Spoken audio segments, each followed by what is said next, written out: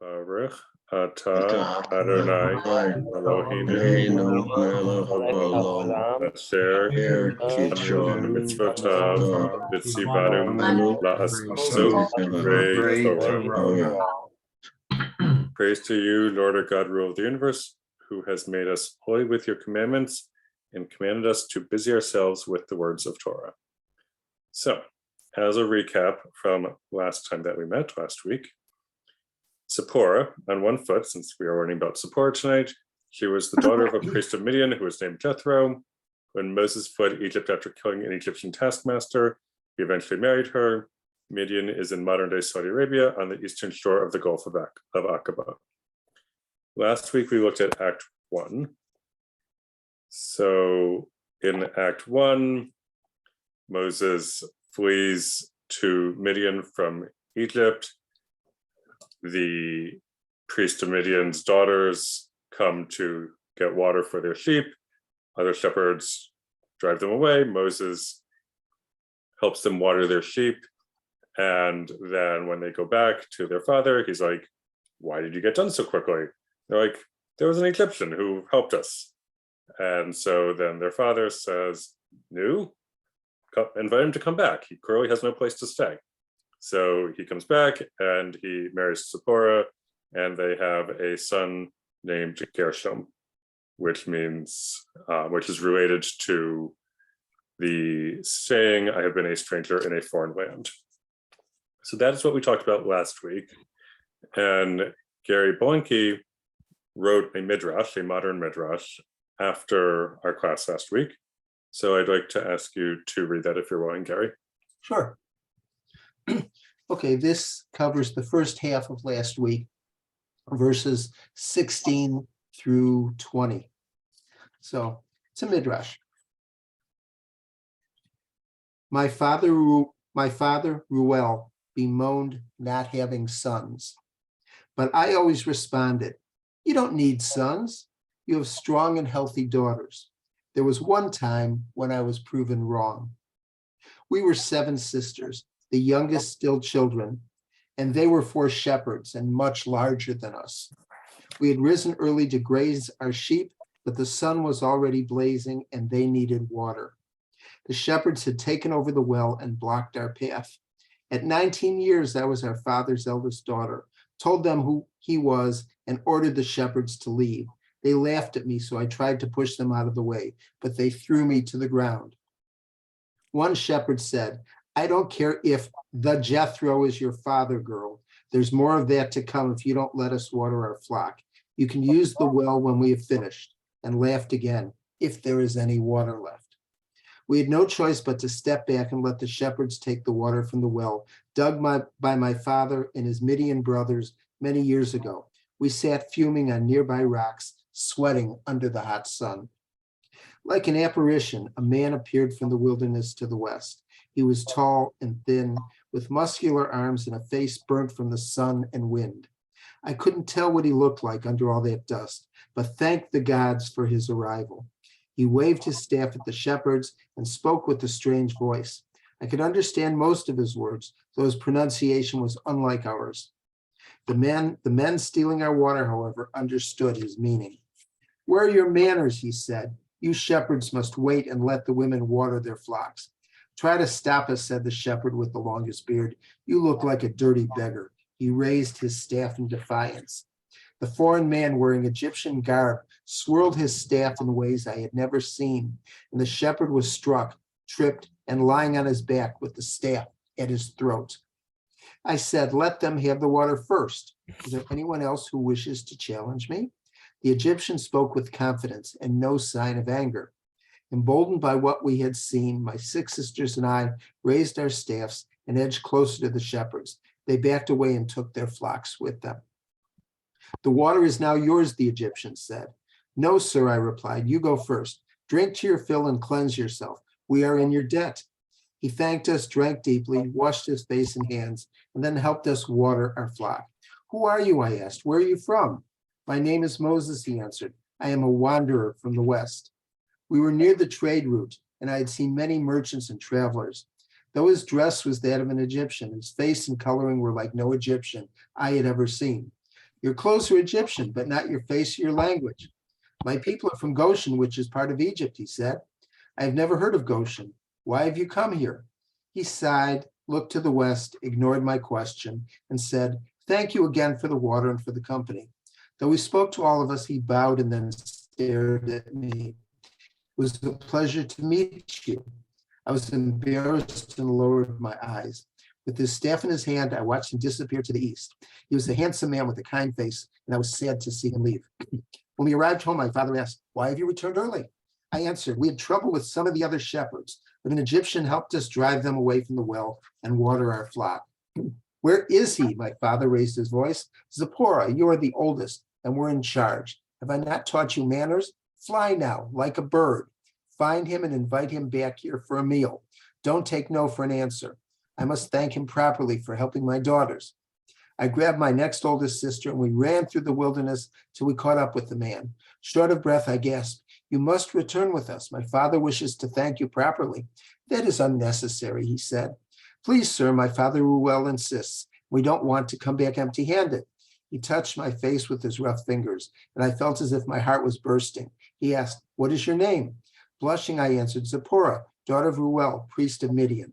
Well, Zipporah, daughter of Ruel, he said, we cannot dishonor your father's wishes.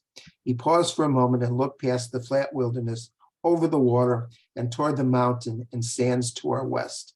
And then my sister and I led Moses back to our father's tent, where he stood waiting for us with open arms. I'm hoping to do the second half at some point, going all the way up to them being married and Moses seeing the burning bush, but I'm not there yet. Very nice, Gary. Thank you. Thank you. Thank you so much, Gary. Okay. Gabriel, would you read Act 2, please? Sure. Moses went back to his father-in-law Yether and said to him, let me go back to my kinsfolk in Egypt and see how they are faring.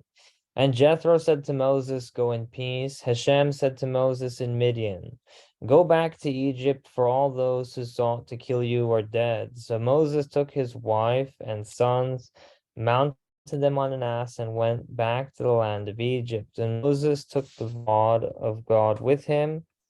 And Hashem said to Moses, when you return to Egypt, see that you perform before Pharaoh all the marvels that I have put within your power. I, however, will stiffen his heart so that he will not let the people go. Then you shall say to Pharaoh, this is Hashem. Israel is my firstborn son. I have said to you, let my son go, that he may worship me, yet you refuse to let him go. Now I will slay your firstborn son. At a night encampment on the way, Hashem encountered him and sought to kill him. So Zipporah took a flint and cut off her son's foreskin and touched his legs with it, saying, you are truly a bridegroom of blood to me. And when God let him alone, she added a bridegroom of blood because of the circumcision. Thank you. All right, and our context and first question, please.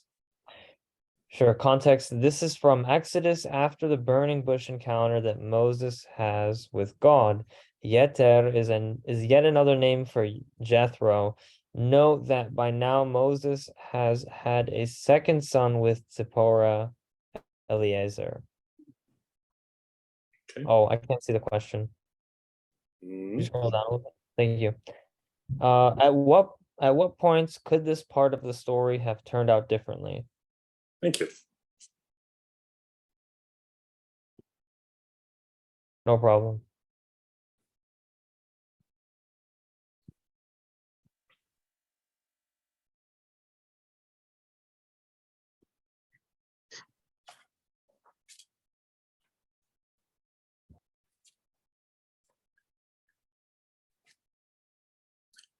All right, so lots of people making choices, saying things, doing things in this section. This didn't have to turn out the way it did. History is not inevitable, and neither are stories, however you feel this might be. At what points could this section have turned out differently? Well, every decision point. Go, not to go, who gives the father decides to say, yes, go, and tells him it'll be safe to go back. But I'm perplexed about all of a sudden Moses is in mortal danger. So, or am I misreading that? No, And then Miss Zipporah happens to grasp what she needs to do to save the situation. mhm. Jethro couldn't have been all that happy to see Moses take his daughter and his grandchildren away and go to Egypt.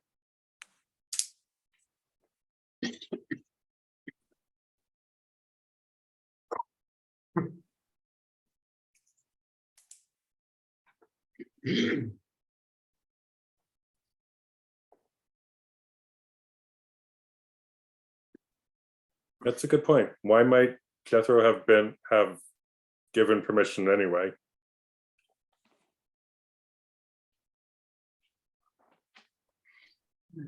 Sorry, what did you say about permission? Why that since I think that you are probably right, that Jethro probably would not have been thrilled to have his daughter and his grandsons leave him. Why might he have given his blessing to do it anyway?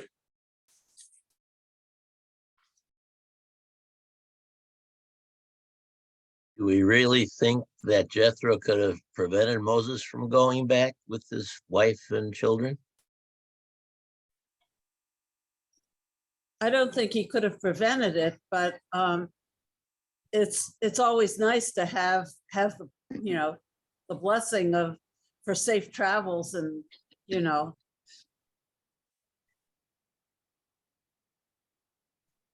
But you asked how it could have turned out differently, and that's one of the ways it could have turned out differently.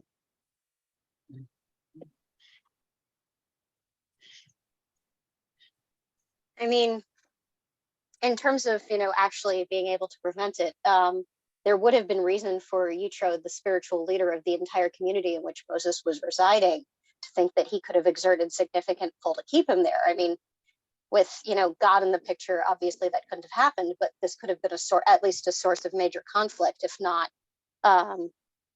even if the outcome would not have been different, the path there could have been very different.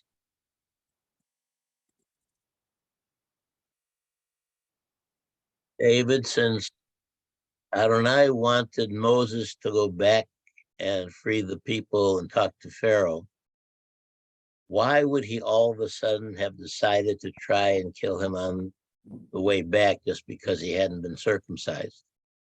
The rabbis have any comments on this? I'm sure they do, but I've never heard any of it. They do have comments. One of them is a connection to the story of Balaam. Later on in the book of Numbers, when King Balak of Moab hires Balaam, the sorcerer, to go curse the Israelites, Balaam says to the messengers, I have to go check with God. And God says, okay, you can go. And then Balaam goes, and then God sends an angel with a sword to block his path. So we have the same thing going on here, where God says go, and then God puts an impediment in the way. Another commentary, because this has been puzzling people for the last 2,400 years, connects this with the part right before it, this idea of God saying to the Egyptians, I will slay your firstborn son. And now God is trying to kill Moses. And something having to do with his son being the reason. There's also something about the circumcision that Moses presumably had a reason for delaying it, possibly because of age or travel issues, and God taking exception to that. Although God never explicitly tells Moses to circumcise either of his sons or himself. So yes, there is a fair bit of discussion about this episode for 3 verses. But even the text is kind of unclear. And it came to pass on the way at the lodging place that the Lord met him and sought to kill him. Nowhere does it say who him is. You're assuming it's Moses because of what happens next, but nowhere in that text does it say the Lord met Moses and attempted to kill him. That's true. A related question I was also wondering is that since circumcision was brought up here, was circumcision obligatory at this point for, this is pre-Torah, so I guess Abrahamic like descended people? I don't know if that would be the term for this like group of cultures descended from Abraham. So like Israelite, or I guess pre-Israelites, Hebrews, etc. Is there some sort of, because I've heard some say that some people think that there was some sort of obligation for these groups before. I don't know though. I'm curious. Yeah, it was definitely a cultural thing in the Middle East. I'm looking to see what the text says about circumcision. So Abraham is told in Parshat Lech Lecha to circumcise himself and his son Ishmael at age, Abraham is 99, Ishmael is 13. And then later on, Abraham circumcises Isaac at 8 days old, as God had commanded Abraham. This is in Parshat Vayera.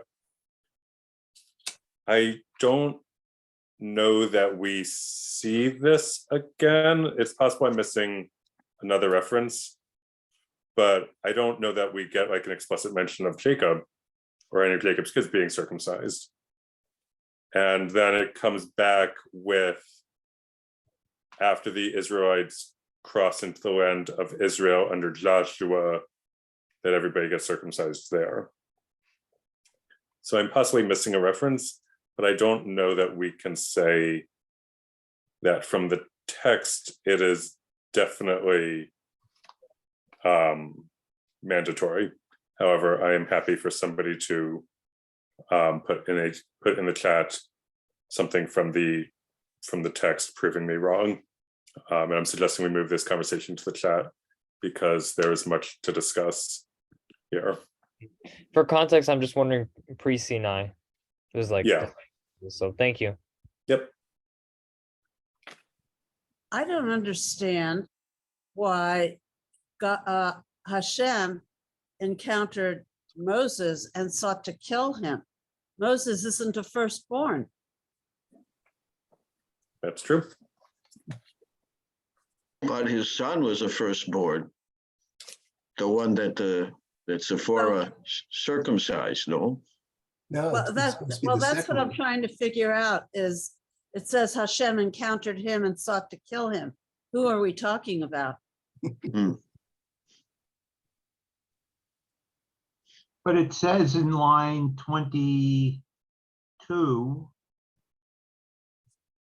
that Adonai is referring to Israel as his firstborn son, sort of a metaphor. It says, Israel is my firstborn son. I have said to you, that is, Moses is supposed to be saying to Pharaoh, let my son go, meaning Israel, that he my son, Israel, the people Israel may worship me. Yet you, Pharaoh, refused to let him go. Now I will slay your firstborn son. Yeah, So, but those are words that Hashem is saying to Moses to deliver this message to Pharaoh. But then right, so in he's sentence saying, 24, in verse 24, he says, at a night encampment on the way, Hashem encountered him and sought to kill him. And I'm not quite sure whom we're talking about. that I agree with. But earlier, I think it's very definitely, he's talking about the people of Israel as his firstborn son. Verses 22 and 23.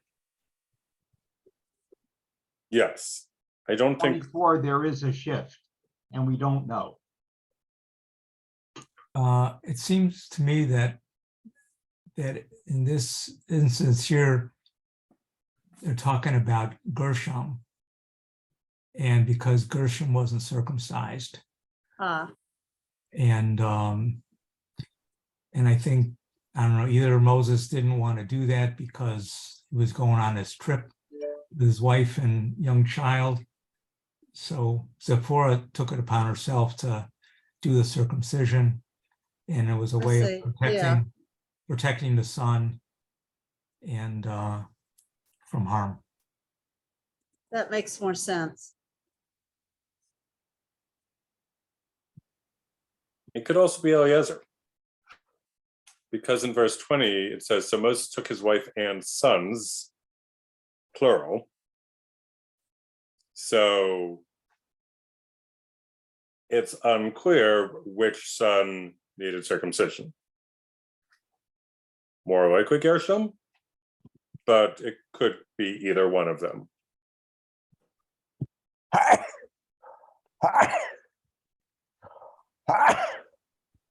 Also, I was doing a little bit more research in Chumash, and I discovered that I missed a reference to circumcision before, so I wanted to amend what I said previously, that before Abraham circumcises himself in Parshat Lech Lecha, God tells Abraham that he and his offspring to come throughout the ages shall keep God's covenant, and the covenant between God and Abraham and Abraham's offspring is that every male should be circumcised, and that will be the sign of the covenant, and that should happen at age 8 days.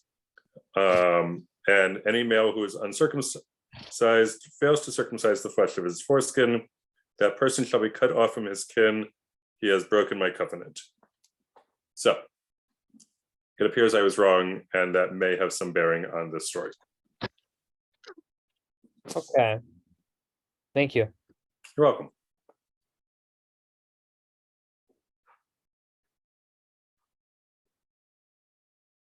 All right, let's go to the second question.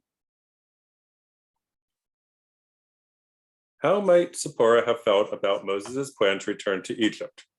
Does it depend on whether Moses told her about the burning bush encounter with God?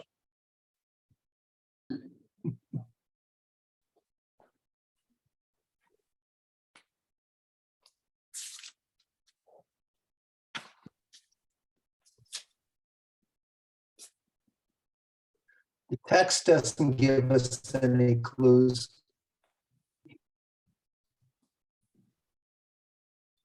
Nope.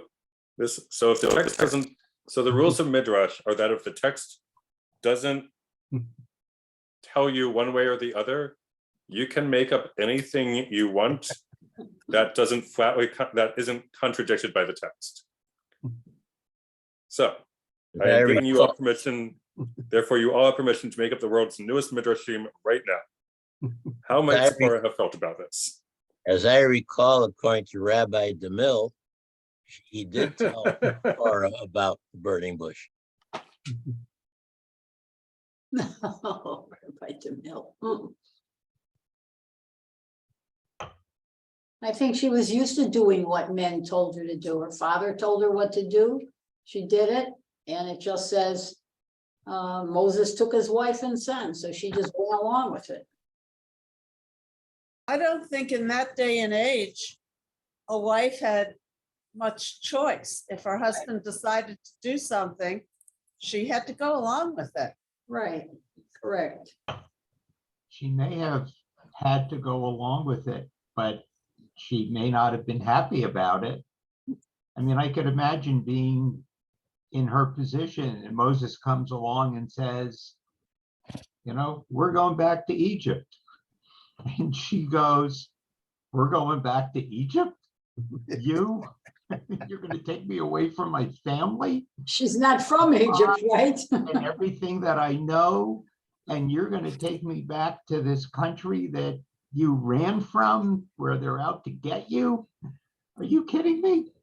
To be fair, she could also just love Moses enough to do it anyways.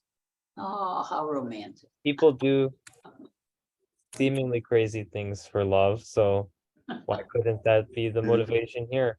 Maybe she You could could- also, on top of that, she could also recognize the prophetic status, or I guess somewhat prophetic status maybe that Moses has, and maybe both of those things make her think that it's straight up. It's entirely possible for one to think that this is the right thing to do and not be happy about it. One can acknowledge that this is the thing to do, that the thing that one must do, and still have very negative feelings. Maybe she was adventurous too, was looking forward to seeing something different, something new and exciting. Yeah, but why would Moses want to put his family in a situation that might be dangerous or precarious?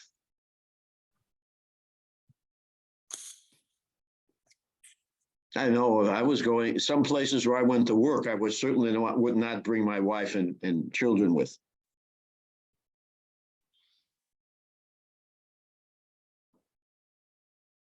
But But then it was God didn't dangerous ask her to traveling go there. back there. Horace, go ahead. I just said, God didn't ask him to go there. That's the difference. Maybe he thought God wanted him to go, Morris. Well, correct, but I'm saying taking the wife and the children along.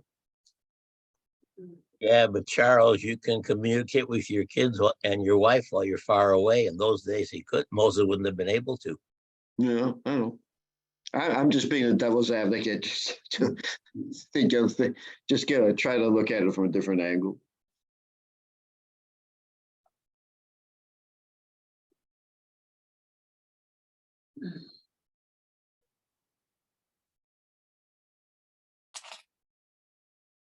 All right, next question. This section is the first time that Tzipporah is around when God talks to Moses. How might Tzipporah have felt about that?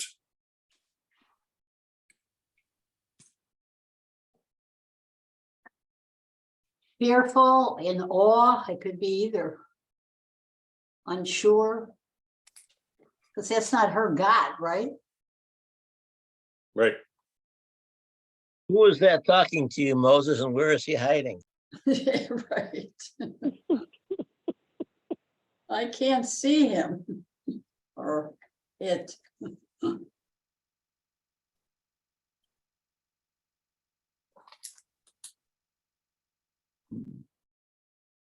If she would later come to accept the Torah with everybody else at Sinai, perhaps this is her the beginning of her own wake-up call moment where she questions the previous religious system she inherited, maybe from her father, since we don't necessarily know if Jethro was some kind of Noahide priest or not.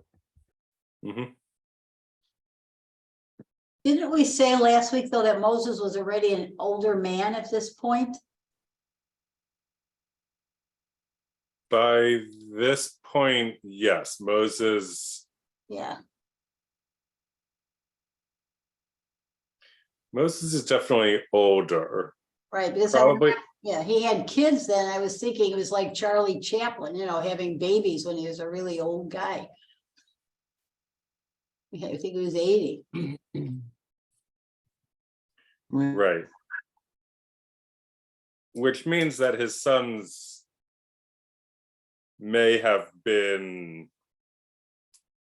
like middle-aged, or maybe not middle-aged insofar as they didn't have their own families, but like we're not talking 2 and 5 anymore. Okay. So there's lots of things we don't know, right? So that's why it's easy to do what Gary did, make our own midrash. Yeah. Well, clearly it was a long period of time because Jethro said all the people that were after you, they're all long gone. On, yeah. No one's going to remember. So it has to be a significant period of time. Are you talking 20, 30 years? Yeah, at least. And if he was a relatively young man, he was when he left after he killed this one of the overseers. Well, I mean, it makes sense that he's around that 80, and well, clearly the Jethro's daughters were, well, I would say clearly, but usually in that time, daughter, you were usually married by the time you were 20 or younger, so it wasn't uncommon for women to marry younger in life and sooner in life, and you might be to an older man who is well established and can take care of them. So there could be an age gap. Well, as a Jewish reader today, and you see these years in the Torah, what do you think about them? Where it says Moses, Moses was 120 at the end, or whatever age Abraham or any of the others were. Abraham and Sarah having children when they were almost 100 years old. As a reader today, how do you look at those figures? I don't believe it. Yeah. Hard to believe, right? Maybe things seemed longer than they do to us in this modern world. Yeah. I don't know. Okay.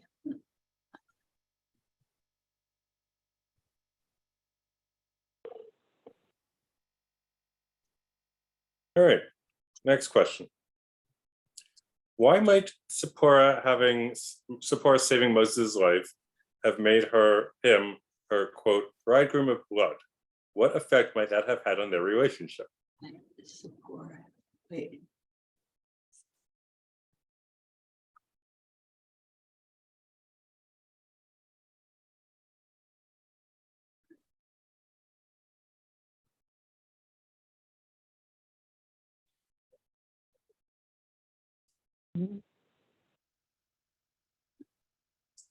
Yes, they have a hard time connecting how the blood of their son from his circumcision makes Moses the bridegroom of blood to her. Hmm.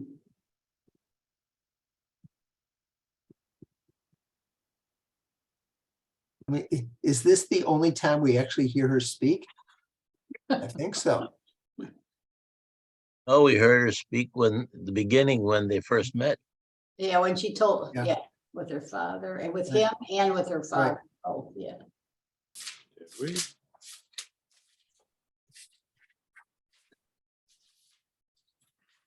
Hmm.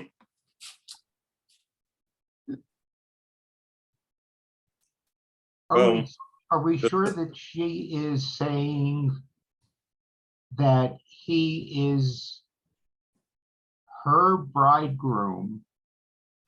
Or is she saying, to me, you are like a bridegroom of blood, a bridegroom to God or someone else or something else? I don't necessarily read that as, and because I kept looking at this as we've been talking, and it doesn't say to me,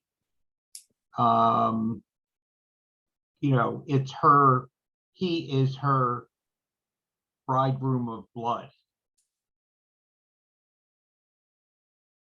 in the sense of he is her bridegroom, she is the wife of blood. in effect. Right.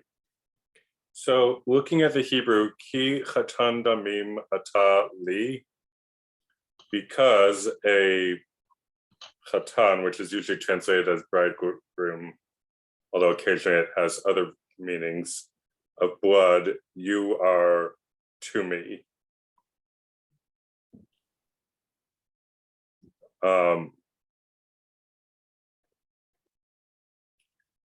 I think the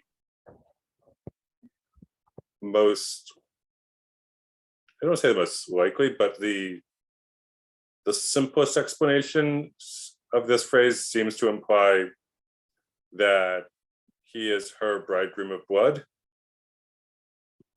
Otherwise, if it would be like you are like a bridegroom of blood, there would be ki kichatan, for like a bridegroom of blood you are to me.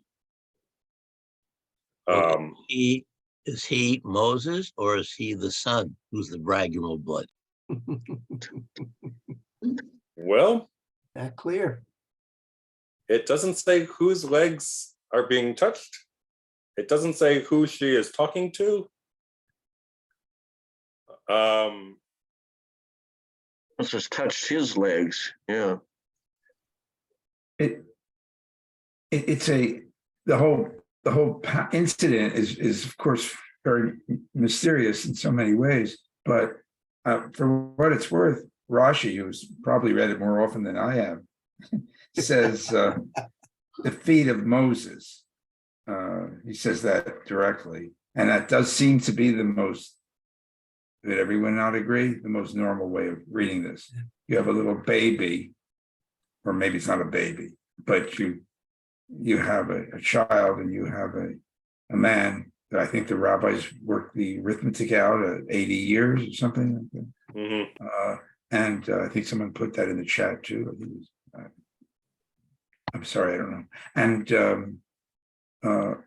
so, you know, there's some danger there, and it's in the wilderness in a lodging place, and she throws the foreskin at Moses' feet, and it operates as a talisman or something to ward off the danger. So it makes.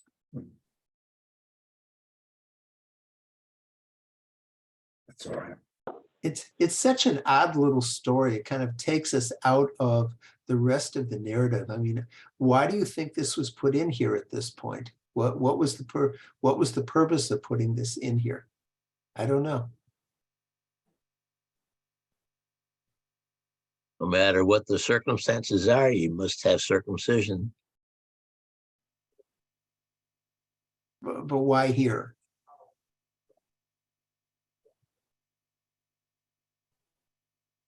Maybe the meaning of the words in here, the figures of speech, were something else thousands of years ago, and we don't know what it is today.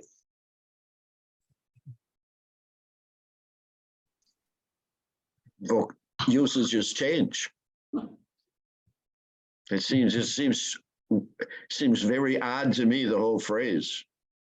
We're all trying to decipher what it means, to whom, to what.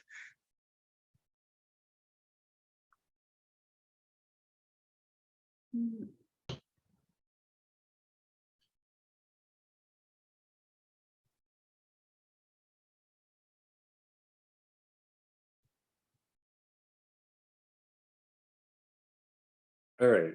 So recognizing the time, we do have Act 3. Do we want to do that next week? Or do we want to? Let's do it now. Everybody okay with that? And Barry, what you said was very funny.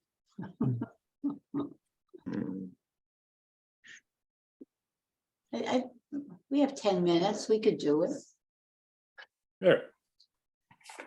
I have no appointments this evening after the class, so I mean, whatever the folks decide, I'm open to continuing if that's the decision.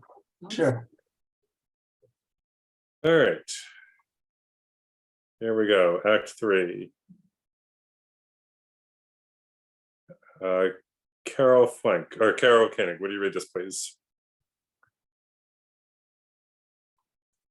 I have to pull it closer to me. Jethro, priest of Midian, Moses' father-in-law, heard all that God had done for Moses and for Israel, God's people, how Hashem had brought Israel out from Egypt. So Jethro, Moses' father-in-law, took Tzipporah, Moses' wife, after she had been sent home, and her 2 sons, of whom one was named Gershom, that is to say, I have been a stranger in a foreign land, and the other was named Eliezer, meaning the God of my father's house was my help, delivering me from the sword of Pharaoh. Jethro, Moses' father-in-law, brought Moses' son and wife to him in the wilderness, where he was encamped in the mountain of God. He sent word to Moses, I, your father-in-law Jethro, am coming to you with your wife and her 2 sons. Moses went out to meet his father-in-law. He bowed low and kissed him. Each asked after the other's welfare, and they went into the tent. Okay, and context? This is from Exodus after the Israelites crossed the Sea of Reeds, but before Mount Sinai. Thank you. All right, so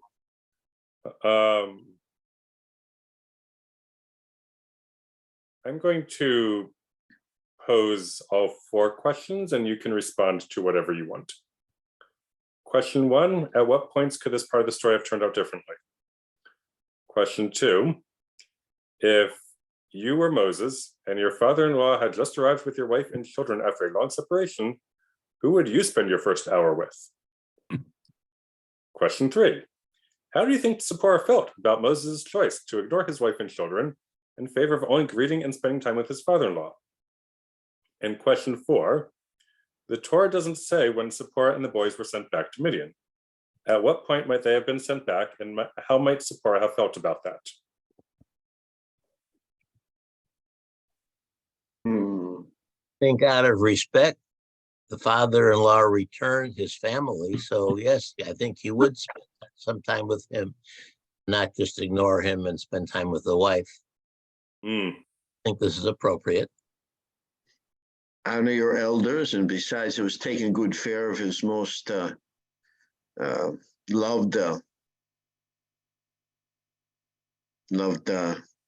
people, his wife and his sons. So, And by the way, I would guess from what we just read that it's Eliezer's circumcision that saved Moses from Pharaoh's sword, from the way it was written. So it was Eliezer who was circumcised by Tzipporah. But we have no idea why Moses sent them back. I mean, it's all these acts, there's so much missing information. Oh, Pharaoh wouldn't hold her and his sons as a hostage. Suppose. I think that Moses sent them back probably before the 10 plagues. Oh.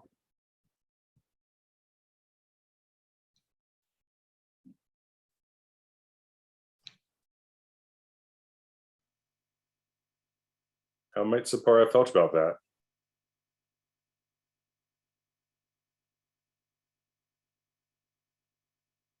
I love the fact that it says your and her 2 children, not your 2 children. Yeah.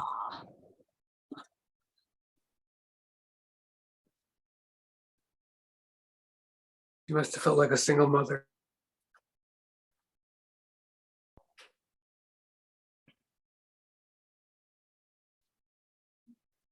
Maybe he felt he couldn't protect them, or maybe he didn't like her anymore. You really have no idea how long they were separated, because we have no idea how long it was from the time Moses returned to Egypt until they left after the 10th plague. Yeah, it's more missing information, right? Could it be that because she wasn't Jewish, that the children weren't considered Jewish, so they weren't recognized as his? That's a stretch, maybe, but Well, back then, would a Brit Milah be considered conversion or not? More practically, if they're worried about the children not being considered Jewish, then you would have to get them out of Egypt before the 10th plague. No, but That's right. but it was matrimony, maternal lineage. What I can't pronounce that. Matrilineal. Matrilineal. Yeah. Patrilineal.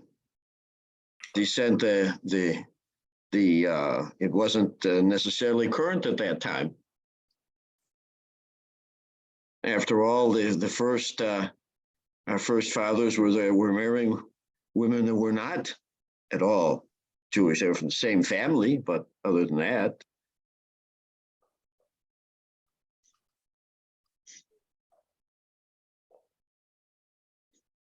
I just think it was probably too dangerous.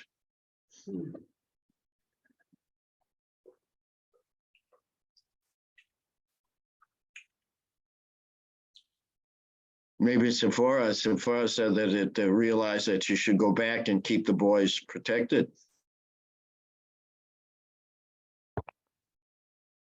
But a woman alone with 2 children, that would be a dangerous journey also, I think. Yeah. It doesn't say if she went with anyone else protecting her. Well, then, but do you think the sons, it's curious because if we said before that he was probably gone about 20 years, we're not talking about children anymore. Oh, they're adults. You're right. Yeah.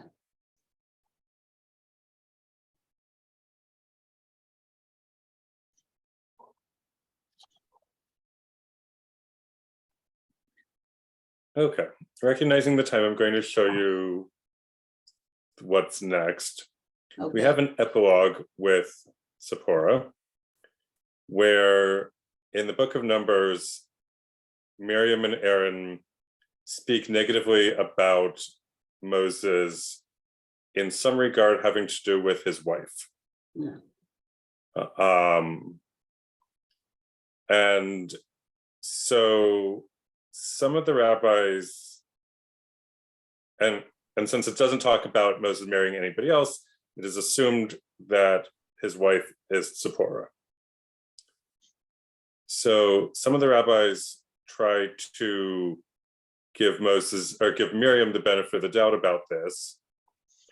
And they do that by noticing that this happens right after 70 elders are elevated in status to becoming Moses's assistants.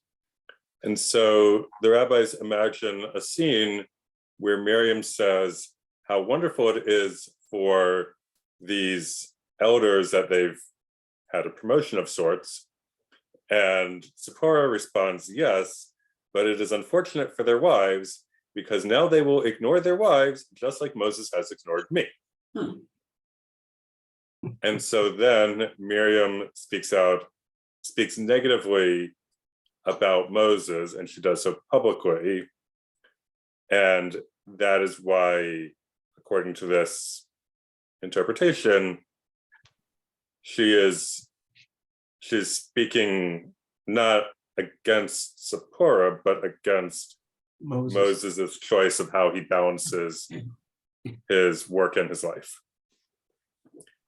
And that is the last time that Moses' wife shows up in the text. But it says it took a Cushite woman into his household when he arrived when he first found these. He didn't have a household when he was staying with Jethro when he arrived in. What household? He was alone. Now it says household. Right. So that, to me, it implies that he wasn't alone when he took this woman as his wife. That's not, the brackets is not actually in the text, and that was an error on my point. So I appreciate that you pointed that out. It should be because of the Cushite woman that he had taken, brackets as his wife. Okay.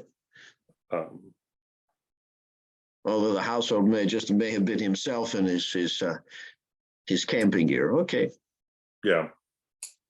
I mean, it's certainly it is an interpretation that this is a second wife, but it's not well supported by the rest of the text. Okay.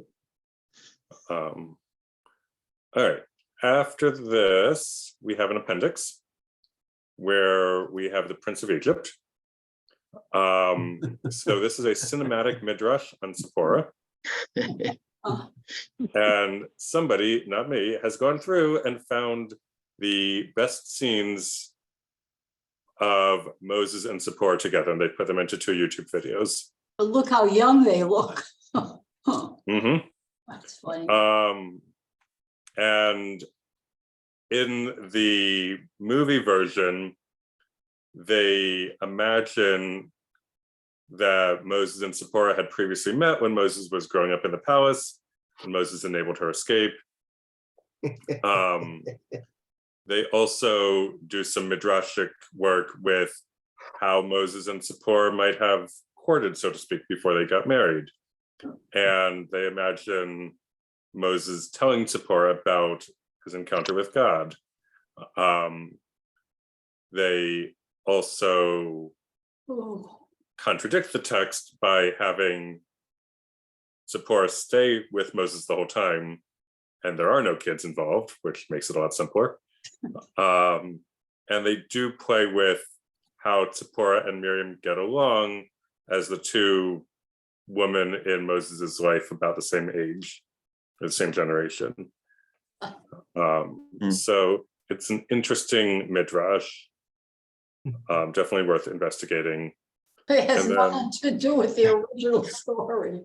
And then finally, I have here an article about looking at Zipporah as a case study in work-life balance.